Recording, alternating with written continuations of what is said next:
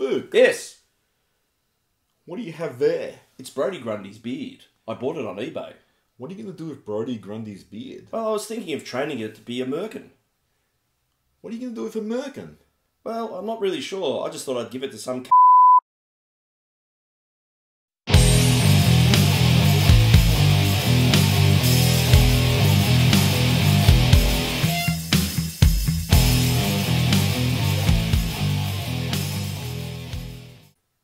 Welcome to the round 4 episode of the Collingwood Rant. An episode Spook. Yes? After a millisecond of thought and no planning whatsoever, I am going to entitle The Rise of Collingwood. What Is that a Star Wars thing? Star Wars? I've never heard of the franchise. I believe it died a few years ago. What did you think about the game against the Bulldogs? Well, it was a bloody hard watch. I thought we looked listless, clueless, and a whole lot of other things that ends in S. But we won. Ingenious? So who knows? Who knows? First half was really comedy of errors by both sides. I had Bulldogs friends texting me saying, "What is this? What are we watching? What is this? What is this?" I wish I had my eyes wide shut.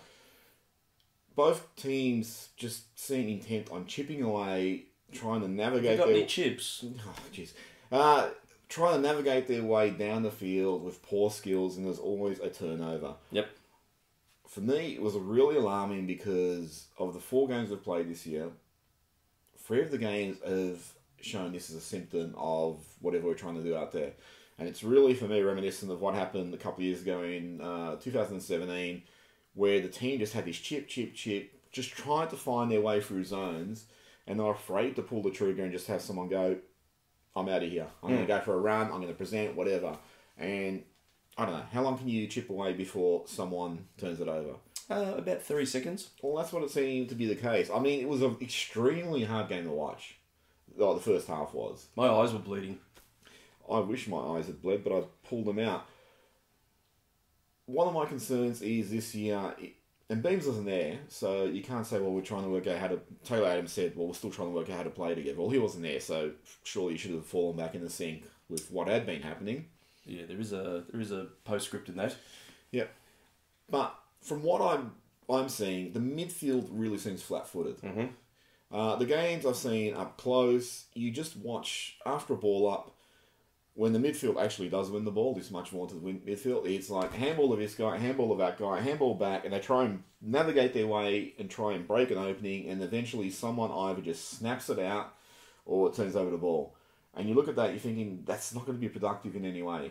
I understand you're trying to keep possession of the ball until there's a better option, but surely at some point someone's going to have to go, "I'm running, I'm just charging," you know.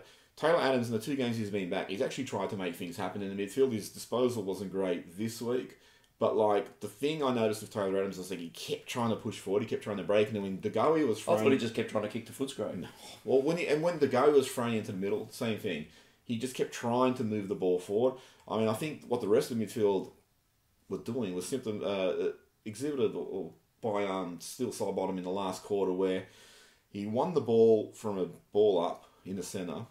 He was about, I don't know, a few feet ahead of his Bulldogs opponents. And instead of just sprinting and kicking or whatever, he actually turned back into traffic to try and wrong foot them all and get some space and time.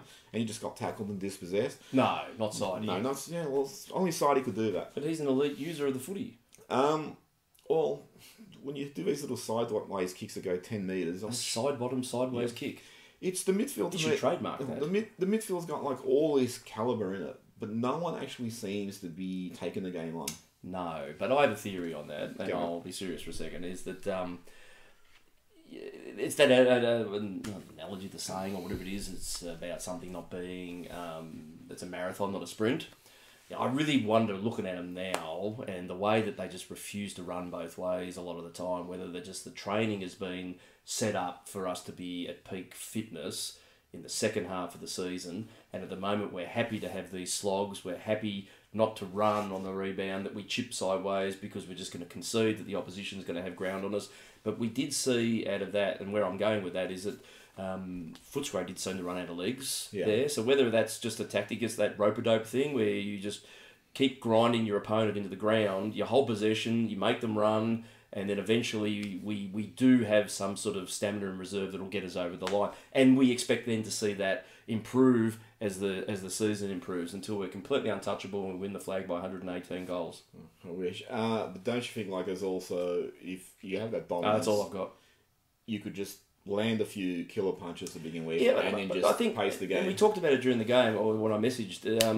There are times where we looked exceptionally good when we did go for those really back yourself runs and move the ball forward with purpose. It seems like we were capable of doing it in spurts, or when the opposition was clearly back and we could have space to do that. But a lot of teams, I think, are also stifling our ability to run as well and flooding back. So, look, again, maybe that's our counter at the moment. It's just rope-a-dope, wear them down, and then hopefully pull ourselves over the line. It's worked twice. One of my concerns... It's got a 50% success rate. Well, one of the concerns I have with the midfield is one of my main concerns is you don't have breakaway pace or just someone who's going to go.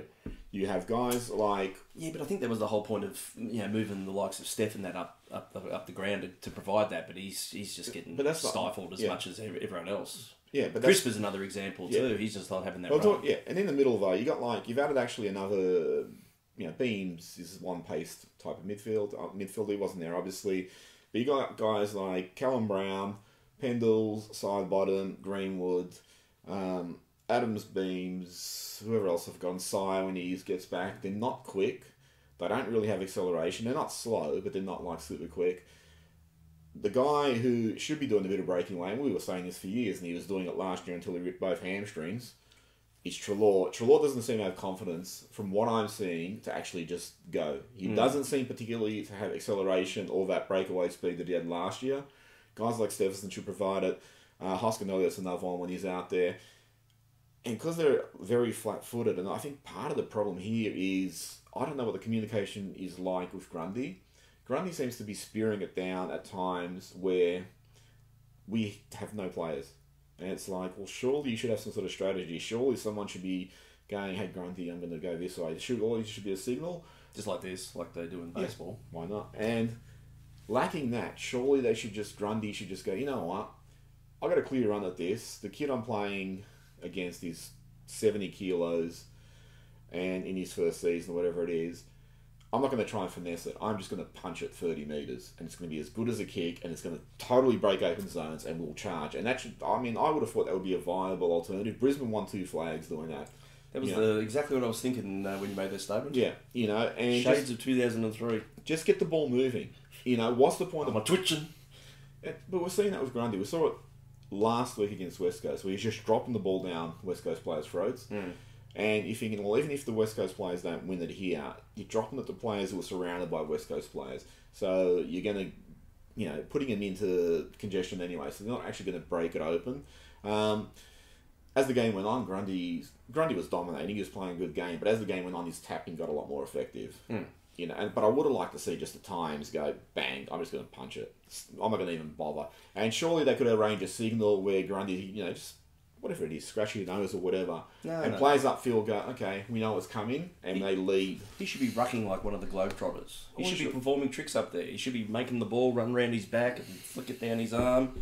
And like when he throws it this way, the opposition looks, but he's already pushed it over there. But I think that's one of the problems is sometimes he tries to finesse it, but like, if I'm Grundy and you're Pendlebury, it's like, oh, I'm just going to deposit it into your hands. And it's like, well, Pendles is there, but he's got like 3 opponents around him, so what's the point? I did think that, and you talked about it a little bit, but when De Goey was put on the ball, he seemed to read the taps a lot better. Like he was running around the back of packs a couple of times and just landed at the drop of the ball. That looked like a really good ruck tandem combination there. But the thing there with De Goey and Adams is, to me, they weren't flat-footed. It was like, too many of the mids, Grundy's going for the tap, and too many of them is just standing like this. And if they win the ball, that's it. They're stuck.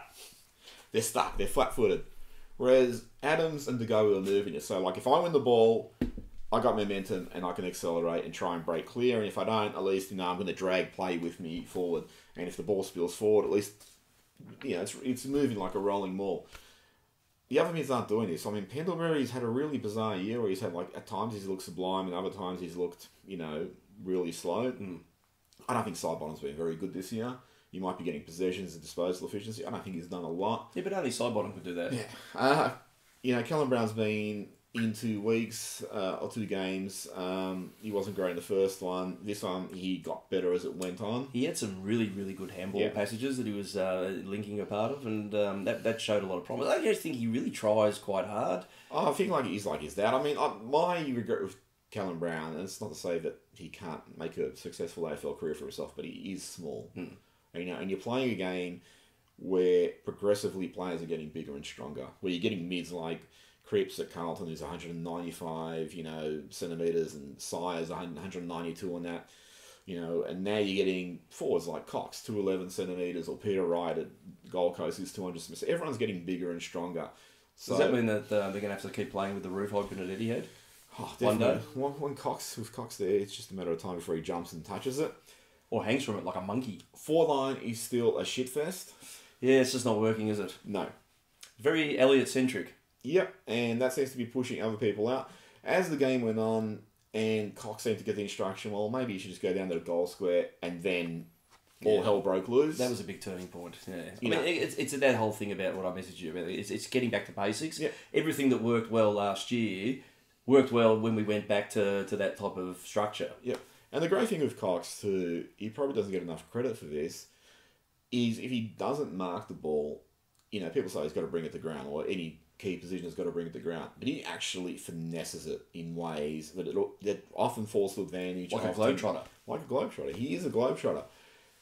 That goal that Bulldogs got in the last quarter, which brought the deficit, the margin back down, I think, of 3 points, and then we just went straight back forward into the goal square, and Cox just basically tapped it to Stevenson. Stevenson kicked the goal. Yeah, and the other one where Stevenson, again, opportunistic, but it fell forward of the pack when he missed the mark, Coxie. But that's where you could see Elliott, and Elliott came alive a little bit around that period too, when I think when the onus was taking off him to present, and he went back to that crumbing Elliott. Elliott, the crummer, looked really good.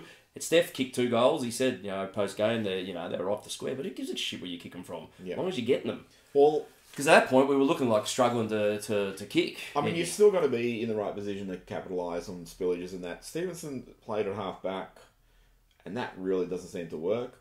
No, I think he's got to be given the opportunity to learn that position, because I think that's a good one for him, or even on the wing. Yeah. But if it's not working now, ease your way into these things. But the other thing too is, with Stevenson half back, I noticed that Langdon really seemed to lose touch with the ball. Reality? Well, he's at Collingwood, there's no reality there. Oh, there's one reality. Unfortunately. But Langdon struggled to get into the game until the last quarter, or the last quarter and a half. Then you seem to factor into it more, but that's when Stevenson moved forward. I mean, the back six works really well. The problem is, I think opposition have identified you just got to kill Crisp's run, and that really hurts the team. And Crisp is going through this transitional period that Heath Shaw went through in 2008 when... What? Transitioning to what? To a rebounding halfback flanker. Okay. Where, Heath Shaw started getting tagged and dragged back, and people were saying to Malthouse, move him. Malthouse goes, well, if I move him, you'll never actually learn to break a tag. And Crisp now seems to be in that stage of, I'm really getting a lot more attention now, and I'm not able to get... for my searing runs when I can, we look good. But he certainly he started doing it again in the last quarter then. But that's again when you started going back to a lot more basics. Darcy Moore, I mean, is he already the All-Australian fullback? Or He'd have to be up there. Yeah. And the way he backs himself and he reads the play, he took that really good mark where he started from behind in the last quarter, but he actually broke. He read the play before his opponent. I think it was like Billy Gowers, and he took a mark in front of him, and it was just like, he read it so much better. Maynard still, he does a few things, but he looks like he's struggling to get into it. The one guy, a couple of weeks ago, we talked about him probably being expendable, but Varco coming back, that's probably egg on our faces. Oh, your face. That was a massive Varco. I was advocating. I had banners outside the game. Get him in. You're Advarco? Advarco. Yeah, we know. Look. The pressure he puts on ball carrier, and just the pressure you put, there's times I was watching him run thinking there's no way you're going to get back to that guy, and he just went for it. It's great because he's implying pressure, so you don't know what's going to happen.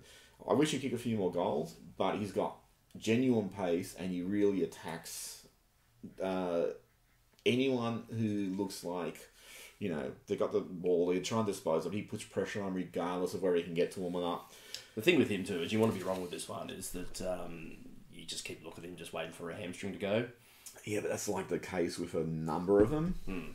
But at the moment he's running and he's moving well and he's very effective. Well, I think what Collingwood need to do now is they really need to get back to basics. Win a flag? As you said, we're talking realistically. You said it before. They need to get back to basics. They need to play Cox further afield, deeper toward the goals. They need to play Elliott more as a crummer rather than the full forward. I understand they do rotate players through forward. That's fine. But instead of being Elliott centric, I think they need Stevenson's pace also in the forward line because the ball just bounces out of there too much. And when you got Cox in there, you do have someone who's... What? We were. You do have someone who's slow, so you need to compensate for that. And I think they just need to go, you know what we've tried, they've probably tried to adapt and evolve, thinking, okay, we've got an evolving list and all that, and we've got to build on what we had last year, but it seems they've gone backwards a little bit. And of the 4 games, they've really looked average for 3 of them. Yep, definitely. And they've played like little spurts here and there, but geez, you'd think in the first and third game we played West Coast reigning Premiership Geelong, who were on top of the ladder until this week, but you're playing 2 of the better teams. Bulldogs are obviously always going to be a bit inconsistent, but if we were playing like another good team this week, like another top 4 team, we probably would have dropped that game. They probably would have ran over the top of us. The Dogs, no disrespect intended to them, but I mean, they are obviously trying to rebuild after winning a flag a couple of years ago, and they've had a lot of players leave that club, and they've got a lot of young guys coming in. Yep.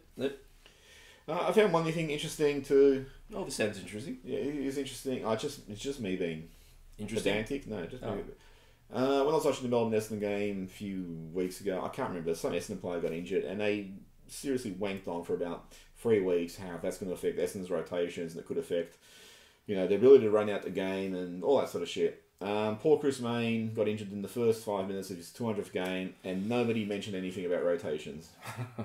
And I think we severely missed his presence too. Oh, and yeah, you think when it's so blatantly obvious, and nobody talked about it. No. I think maybe once during the game it got a slight mention that. But it really got more of a mention. Is he going to come back or is he not going to come back? Nothing about how whether he's a contributor or anything like that. Oh, there was one moment I think where he mentioned there was a passage where I think that would have.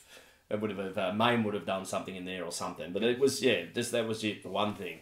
Yeah, and that really worried me losing him so early because you're thinking, okay, rotations and all that, and you're losing the experienced player, so you're losing the experienced body, which means the younger guys like Stevenson and Callum Brown and all that, who don't have years of experience behind them and years of pre-seasons, have to now shoulder more of a burden. So they're able to do that, but apparently Channel 7 commentary doesn't think that was worth mentioning. I don't think anyone listens to Channel 7's commentary though. I did, unfortunately. It's probably not a problem. I did hear the brilliant James Brayshaw comment talking about the way both teams are chipping it around. He goes, you feel with both teams playing this style of game, only one of them can win it. It's a little bit harsh to be attacking Brayshaw. Mate. Yeah, maybe you should think about getting him on to defend that stance. Yes, I think definitely. Any final thoughts about the Collingwood Bulldogs game?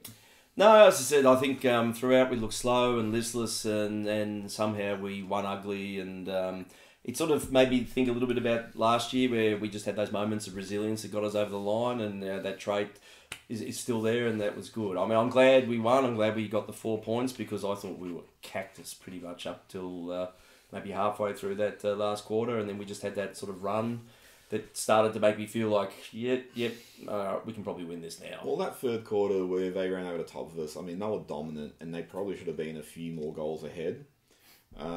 We just held on. And that was the sort of quarter where I thought, geez, they really could totally kill this game here.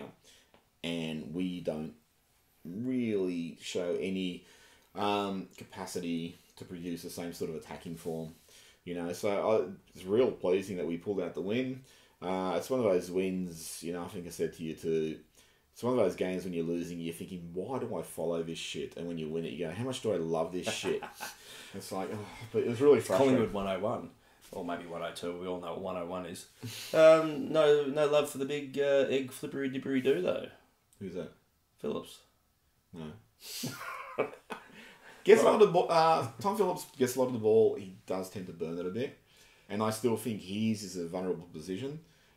He doesn't know how to win the ball, but I think there's too many similar players now in that side, Oh. in that midfield. That's my opinion. I mean, I could be wrong. Let me put it another way. No love for the big roughie this week. Yeah, Jordan Roughhead was great. Solid in defence. Yeah. Very solid. Yep, he was really good. Bit of intel. Probably had a bit of intel in the club too, on the Dogs. Yeah, he probably said to him, hey, you guys played a grand final and they finished 13th or whatever it was. Do you really need any intel? And you did smash them last year also. I mean, there's a lot of good contributors. And the defence is knitted together well. But it's defence kept us in the game, I think, for the bulk of it. But it's not exhibiting that same counter-attack that it did last year. It's stopping the bleeding, though, in a fair few cases. I mean, we haven't been blown off the park. It'll probably be this week. But it's working. It's not at its peak, but I don't think anything's at its peak at the moment. But it is at least it's stopping the flow of blood when we should be probably hemorrhaging quite badly at times. But the thing is, to mitigate that, it's also not producing that same counter-attack. No, but I think that'll come with time. Once they learn how to play with each other again. Ooh. Do you want to give them the merkin? Anyway, any final thoughts for no, the 15th time? Alright, we'll be back with a very special interview. No, I wouldn't say it's special. It's very special. Oh, that sounds very special. You see.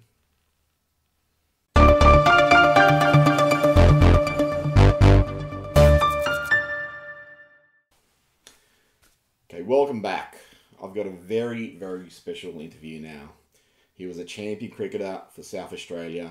He is the former president of the North Melbourne Football Club. He is an entertaining media commentator, TV host, radio icon. I'd like you all to welcome James Brayshaw.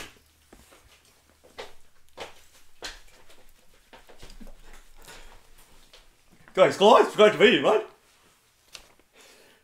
Oh, you can't say that, though. James! Yes? Do you feel you have anything constructive to offer AFL, the AFL football? Not a thing, Sly. James, thanks for joining us. It's been an absolute pleasure. We'll be right back.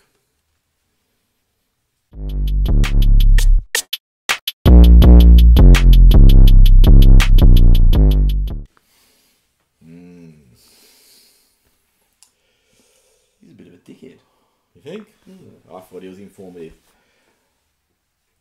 This week, next week, It is this week, next week.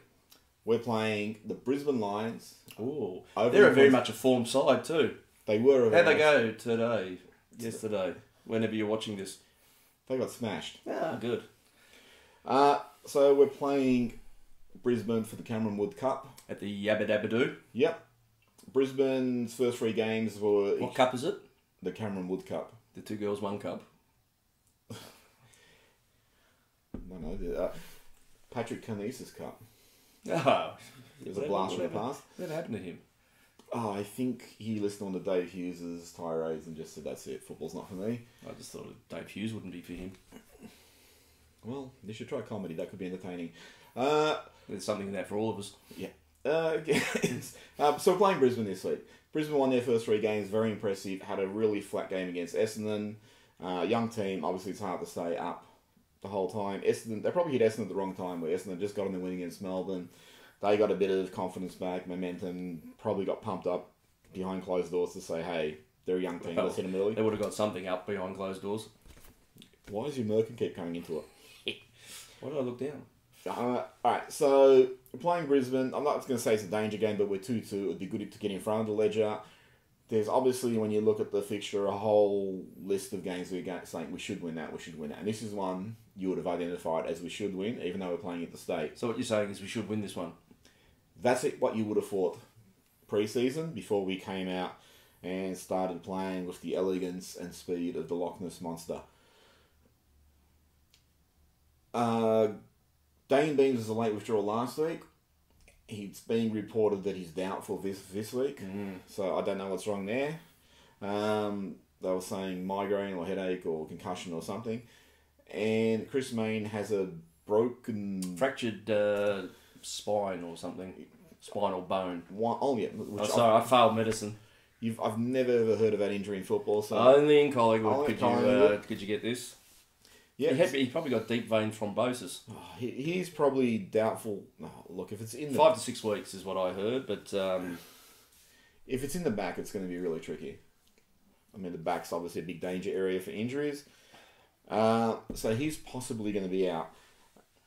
VFL got smashed. Lost by about 14 goals to Footscray Bulldogs, whatever they call their VFL team. that's a shame. Yeah, I mean, but it was a pretty good effort because they then went on and played us later. Anyway, Sai got 25. The VFL side? Yeah, played at the AFL side. Hey! Sai got 25 possessions. Daniel Wells got 23 possessions and got through the game. Oh, wait, I know him. Yeah. He plays for North Melbourne, doesn't he? He doesn't play for anyone. Ben Reid, who I didn't realise was back, kicked 2. Yeah, what? 2 what? 2 goals. Oh, good. Tyler Brown injured his shoulder. Oh, no way, I like him. Yep, and Jack Magadan was concussed. Could you tell the difference between... Well, Magadan's not contending for a position presently because the defence is covered. Sire and Wells would be, guys you'd consider we want to bring him into the midfield. Oh, definitely Sire. Sire, yes. Now, Wells, do you think they'll actually consider it? Not after one game, I wouldn't think. It is Collingwood. Not after one game. Oh, look, how long would you play him in the VFL? At least 5 or 6 games, I think. I agree. I hope they do that. I don't think Wells, it's just at an age where most players are retiring. What other changes could you foresee? If Beams stays out, do you continue with Callum Brown? I think so. I think, look, Brown doesn't set the world on fire, but I think he, like I said, there's a little bit of a real trier about him. I think he deserves another chance. Who do you bring in for Maine? Because we've just got so much depth, do we? We have no depth. Levi Greenwood should be available. Do you play him on someone like... Or he's tag Zorko or something like that, would he? The Brownlow Ferret we're talking about. Oh, Lachie Neale. Yeah, Lachie Neale. Does he play on someone like that? Yeah, possibly. I don't know. Really, no, geez, his last tagging performance wasn't anything to write Well, it's home unusual. about. I mean, he's got certain players he plays well against, like Selwood and Martin, who are both champion players. And there's like West Coast. I don't think he's ever done anything against West Coast. Brisbane, I don't think we've ever tagged against Brisbane. Ben Reid, would you consider him? No, where would you play him? The VFL. Sire, I don't think they're going to rush back. But stranger things have happened. Huskin Elliott's training, but he's not ready. No, he's still meant to be a couple of weeks away. Yeah, so you don't really have them as much depth as you would have thought. I don't think there's really anybody down there. No, he's at Sydney. I don't think there's anybody that you're really considering is pressing for selection. No. There's been no real standouts. I mean, VFL's only played, 2 weeks? Yeah. Yeah, I mean, someone's going to have to come in. There's going to have to be at least 2 changes. Unless Beams is good. I mean, he's an instant. Well, if Beams is good, you think he'll just come back in for Maine and that'll be it. But, he may not. Maybe, I don't know, maybe he's not feeling well about playing against his old club yet. Oh, well, what about everyone? Crispy. Crispy has to play against them again. So what are your thoughts? Do you think this is a danger game? No, we'll see. I said a lot of the other sides have really flooded back and choked our run. I think Brisbane play a very similar game to us. So it could actually... I don't think they're going to change the way they play. So it could be quite an open, high-scoring game. And I'd be relatively confident that we can win this. Oh, well, I think relatively. I think we should win it. But relatively. I'm really worried because I just don't think we're firing anywhere near on 2 cylinders. No, but as I said, I don't think they're going to really run the way that other sides have run against us on the counter. So I think we'll have a different game open up for us, I think. Well, I hope we change a few things up. Like I said, let's go back to basics. Play Stevenson up forward. Play Cox closer to goal. If the midfielders... Well, they got no defenders that can stop Cox.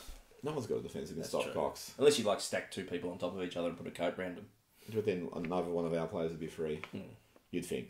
And how are they going to do the 6-6-6 thing then?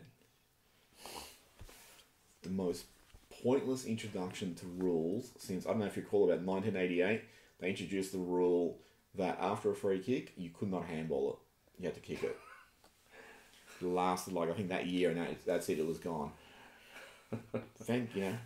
This 6-6 rule, it's just so... Well, it's fixed scoring. It's fixed the scoring. It's fixed it all. It's fixed it.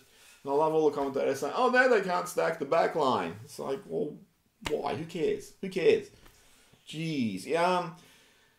So, do you think we'll win? Yes. How much? 24 points. And then we have Anzac Day coming up after that, so we'll have a 4 weeks rest.